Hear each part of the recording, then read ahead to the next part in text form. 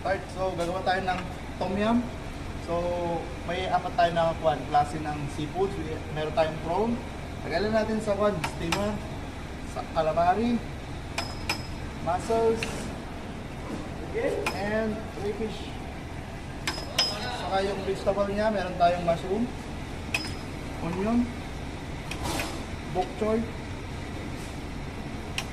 saka spring onion. Yan. Simulan natin.